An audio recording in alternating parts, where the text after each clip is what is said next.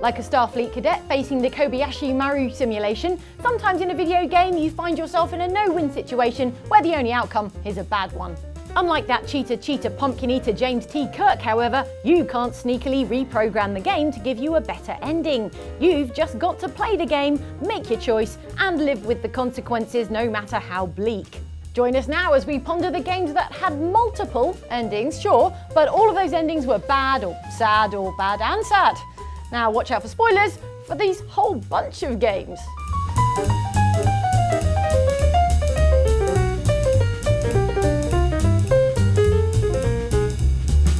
Hey, Cap!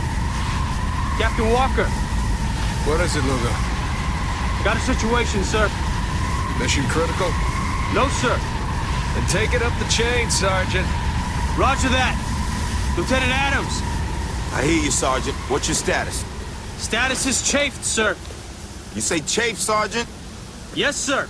A local airborne insurgency has infiltrated the U.S. zone designated as my pants. Sir. Shut up, jackass. I don't like sand. It's rough and coarse and irritating, and it gets everywhere. Yet I still probably like it more than Captain Martin Walker, protagonist of Spec Ops: The Line. Take him out! Everyone move! The game is inspired by the Joseph Conrad novel Heart of Darkness and takes place in a ruined Dubai that's been destroyed by sandstorms. There, Walker and his squad are trying to find John Conrad, a US Army colonel who, along with his unit, the damned 33rd, had defied orders and declared martial law in the city. To anyone who can hear me, I'm the commander of an American evacuation force. We're here to rescue you. But first, the 33rd will pay for what they've done. Despite being a third-person cover-based shooter starring a Marine with a shaved head and a Nolan North voice though, Spec Ops: The Line is a lot more complex than it first appears. Before long, Walker is suffering from hallucinations, committing atrocities, and, well, committing more atrocities because of the hallucinations. That's white phosphorus. Yeah, I know what it is. You've seen what this shit does. You know we Might can't not have a use it. choice, Lugo. There's always a choice. Sure, there's always a choice, and I choose to use white phosphorus. What could possibly go wrong? Oh right, my war crimes. Anyway, when you finally catch up to Conrad, the whole reason you stayed in Dubai in the first place, it quickly becomes apparent that he's not really in a state to be rescued, or indeed do anything beyond possibly being used as a Halloween decoration. It seems that reports of my survival have been greatly exaggerated. The game actually has 4 different endings based on what you do next, and let's just say that none of them involve Walker and his pals going for ice cream sundaes. Firstly, you're given the option to shoot Conrad or to shoot yourself. As you might imagine, shooting yourself ends the game. 5! On the other hand, shooting Conrad sets up 3 more potential gloomy endings. In one, you are killed by a patrol sent to pick you up, and in another, you go to town on them with an automatic shotgun, then stay in Dubai to rule it as some kind of mad shotgun king. We've heard shots. Is everything okay? Sergeant Roberts, what is going on? Gentlemen, welcome to Dubai. The final ending, and the one the developers would probably consider the good ending, is the one in which Walker surrenders to the patrol, after which he's taken away to answer for his crimes with his psyche in tatters and the deaths of thousands of people on his conscience. That's your good ending, Spec Ops: The Line. And even Heart of Darkness had a better ending than that. I mean, once I wrote it in there, in Sharpie, seemed to lead into the heart of an immense darkness, and then they all went for ice cream sundaes. The end. See? Joseph Conrad knew how to end a story of madness and obsession. Well, hello, friends and fans. It's beyond awesome to have you guys all back this year. First off, I gotta say, I am super excited to welcome all my pals back to the annual Blackwood Winter Getaway. Ah!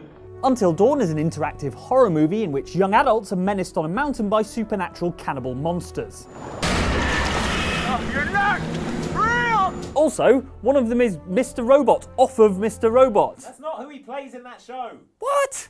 I've got to admit, I have not seen the show. Does he at least play a robot? No. What? I really want to spend some quality time with each and every one of you and just share some moments that we'll never forget. In the tradition of horror movies, but with the added layer of interactivity and a decision tree more complicated than the song by Avril Lavigne, the menaced young adults will live or die according to how you play. God, Ash. I'm sorry. Chris, please. The baddest possible ending, it may not surprise you to learn, is one in which all of the unlucky young people die horribly by various horrible means. We have visual. The main structure is completely destroyed. Over.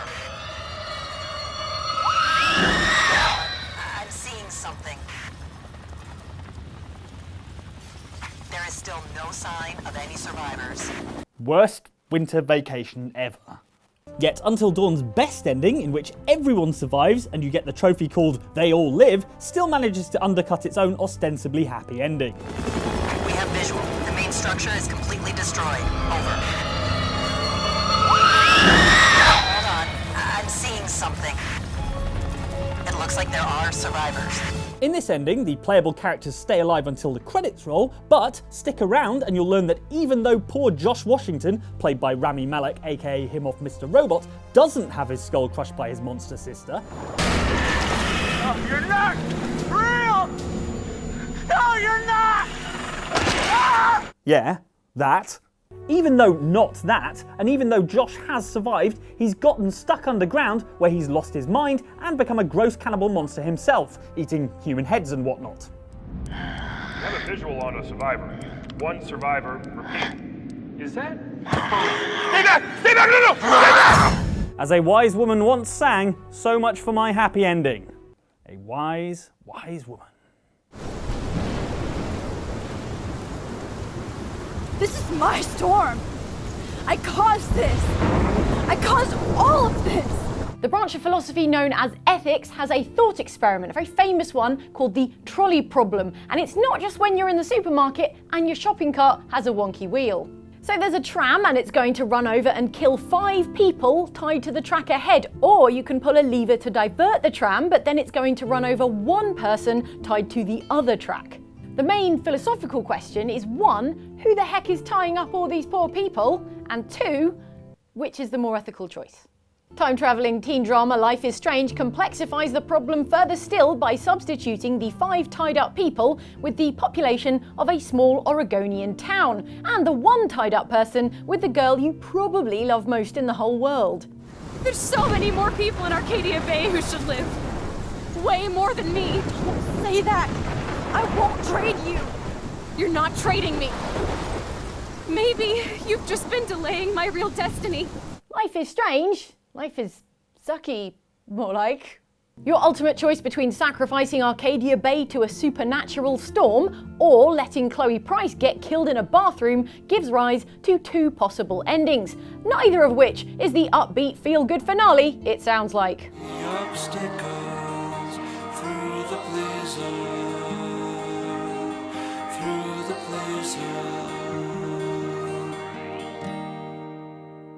Obviously, there are good philosophical arguments on both sides, but whatever your personal moral philosophy, we can all agree, screw Arcadia Bay, save Chloe. Get that gun away from me, psycho!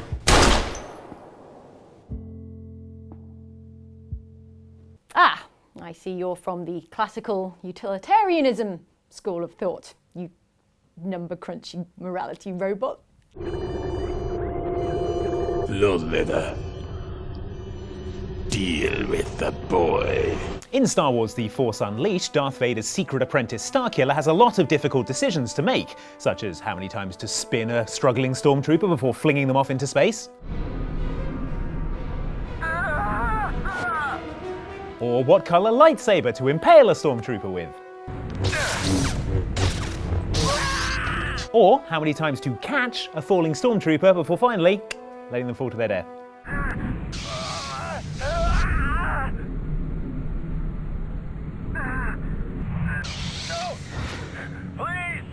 To be honest, they're mostly about awesome ways to kill stormtroopers. By the end of the game, after Starkiller has come around to the Rebellion's way of thinking, the leaders of this fledgling movement find themselves at the mercy of Emperor Palpatine, who has an attractive offer for them.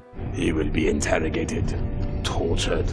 You will give me the names of your friends and allies. And then you will die. Cool. Cool. Sounds cool, Palpy. Just give me a few minutes to think about it, yeah? Luckily, Starkiller shows up to save the day, wrecks up Darth Vader, and then is offered a choice. Choose the way of the light side and attack the Emperor, or choose the way of the dark side and join the Emperor, who, it must be pointed out, is currently electrocuting a kindly old man and laughing about it. Help him! Surprise! Choosing the dark side means you get a bad ending in which the Emperor throws a spaceship at Starkiller and he dies like an idiot. Choose the light side, however, and Starkiller gets exploded by force lightning and dies like an idiot.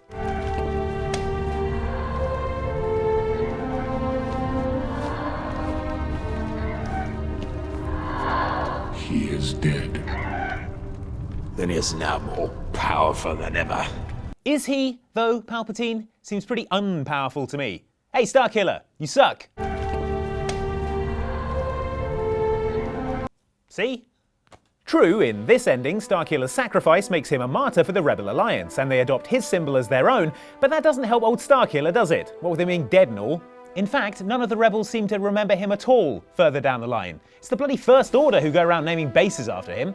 Look, all I'm saying is a little gratitude wouldn't go amiss. Talking to you, Poe Dameron. Hey, can you get me on the rooftop of that mall? You gotta be kidding me.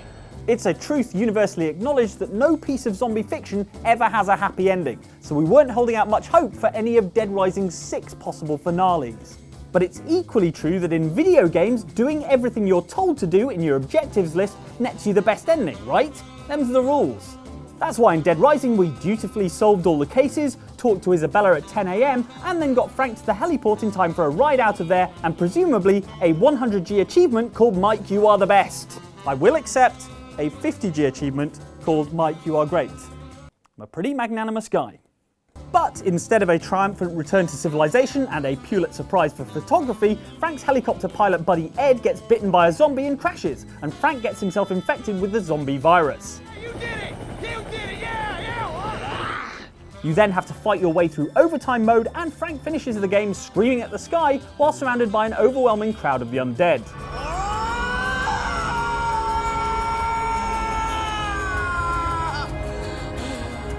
That's right, Frank, let it all out. I didn't get my achievement either, so we're both having a bad day.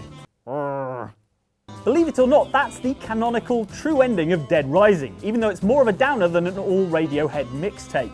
The rest of them are variations on Frank failing to escape, Ed getting bitten by zombies, and in one particularly grim turn of events, the entire mall exploding. Even ending B, the least immediately horrifying ending, in which you escape on a helicopter with a group of survivors, has a sucker punch lying in wait.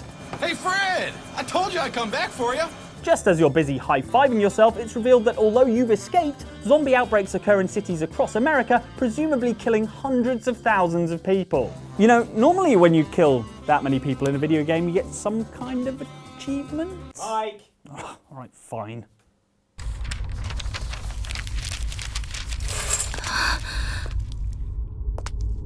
It begins. If you're looking for a game with a broad spectrum of downer endings because, I don't know, you hate happiness, look no further than Drakengard, you weirdo. This PS2 fantasy role-playing game comes correct with not 1, not 2, but 5 possible endings, each of which is more surreal than Salvador Dali's stress dreams after a 5-course cheese dinner the night before his important algebra exam.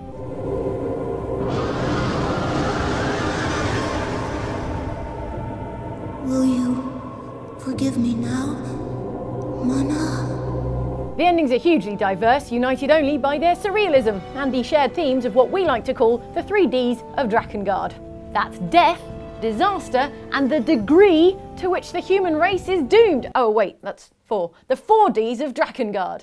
Never mind, the point is Drakengard is an epic saga in which the principal characters battle to save humanity from annihilation by the otherworldly malevolent beings known as the Watchers.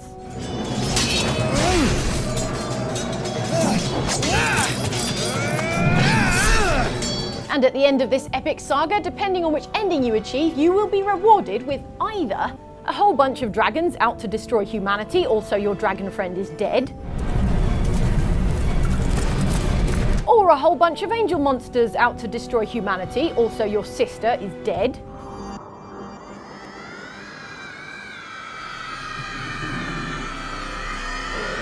or a whole bunch of whatever in the name of Sweet Boss Baby is going on here.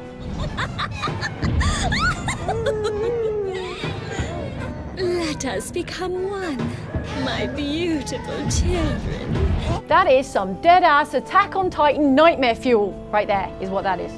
It's the end. The end. And yet you do not pray. To whom? What god can help us now? That's to say nothing of the truly left-field downer ending in which Kane and his dragon-packed pal Angelus are warped through a dimensional portal into modern actual real-world Tokyo. Is this the land of the gods? Where they defeat the Queen Beast, but also a little bit set in motion what will be an eventual cataclysm in our modern actual real world. Also, they get blown up by fighter jets. It is done.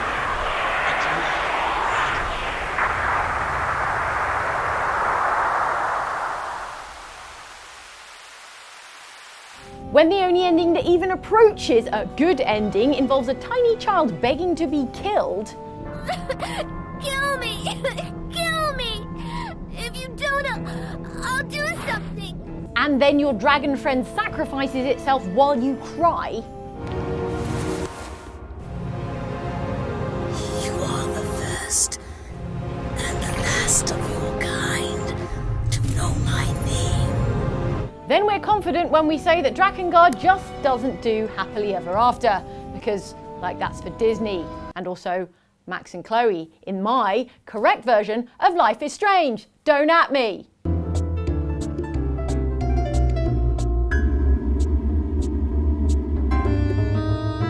Come on, Carl. They'll solve the deficit crisis before you find it. The 11th Hour is an excellent game for people who enjoy doing puzzles while a jerk is sarcastic to them. 3 across Panda? Oh, looks like someone found this clue too much to bear. Yeah, I'm not a fan. In the game, you play as Carl Denning, an investigative reporter whose girlfriend goes missing in a spooky old mansion. You set off to rescue her, a process which involves doing a ton of sliding block puzzles and solving weird riddles until you finally confront the owner of the house, Henry Stauff, who is hosting a game show in the attic despite having been dead for over 50 years. I wonder what I've got in my pocket. 6. Count $600. That's when you're given the game's final choice. There are 3 women to choose from. Robin, the girlfriend you came to the mansion to rescue, Samantha, the mysterious woman who's been helping you out and feeding you clues along the way, or Marie, who is evil but only wearing a bra. You can see the dilemma here. Let's see what's behind door number 1 here. Door number 1! It's sweet Marie.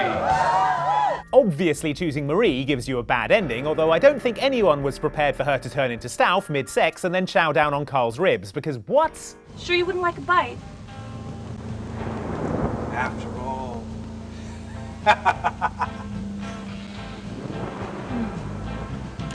It's you! Choosing Samantha, on the other hand, means that you escape the house, but it then burns down with Robin inside, and she dies. So logic dictates that the best ending is going to be the one where we pick Robin, the whole reason we came here in the first place, right? Guess again. In this ending, Carl is found dead in a river a few weeks later. The body of TV reporter Carl Denning was found floating in the Hudson River today. What's the message here, 11th Hour? Because I'm having a real hard time puzzling it out. Stuck, are we? If only you had the brains to... Yeah, alright, we're done here. Wait. You're leaving? We're flying to Havana tonight. It's already begun. Mute will take it from here. Your family will be here in an hour. As far as parenting role models go, Kane from Kane and Lynch Dead Men is somewhere near the bottom, right next to the McAllisters from Home Alone and the McAllisters from Home Alone 2. 2 separate occasions, you guys. Kane's involvement with the criminal underworld is the reason his wife gets executed by mobsters right in front of their daughter Jenny. No, wait! Let me talk to them! And then later in the game, again because of Kane's life of crime, Jenny gets kidnapped and taken to the Venezuelan jungle, which is just lousy with guerrilla warfare at this time of year. In more proof of parental failure, when you finally catch up with her, it turns out that Jenny has quite the potty mouth. Baby, let me hold you. Get the away from me, you murderer! Yet another reason why you should probably hand in your world's greatest dad mug, Kane. Rescue Jenny and you're presented with 2 options for an ending, neither of which involves cake and party poppers. One option is to head back into the fray with Jenny in an attempt to rescue your comrades, Shelley and Riffic, and escape by boat. The other is to dishonorably ditch your pals and steal a helicopter with Jenny. I could get her out now. I don't owe them shit. They all knew the risks. I'd have to let them burn. Not in front of her. Kane, what's it gonna be? Attempt to rescue your men and you're signing up for yet more shooting as you advance towards the church where they're holed up. When you finally get there though, Riffic is already dead. Don't shoot! It's me. Kane? Where the f have you been? Huh, I guess it wasn't short for terrific after all. Ooh, unless it was terrifically full of bullets. Worse still, as you leave, Shelley appears to be exploded, Jenny will be shot, and Kane finishes the game cradling his dead or dying daughter in the boat, as Lynch does his very best to offer words of sympathy. She'll be okay, Lynch? You got her out, I know she's gonna be okay.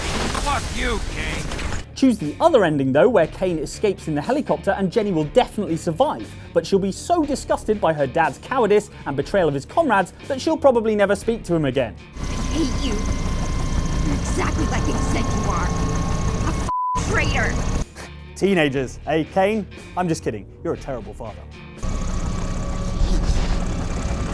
There you go, those were the games that had multiple endings, sure, but all of those endings were bad, or sad, bad and sad, miserable, just, why did you even bother? This was a real downer, and I'm depressed. So I think the only thing to do is go and cheer myself up with this video from Outside Xbox, which is about the weird-ass left-field endings that made us go, wait, what? At the end of a game? Which is better than miserable, right? And then this one from Outside Extra, which is about the heartbreaks in video games that we still haven't gotten over, but somehow, like heroes, we will talk to you about them because you gotta talk about something.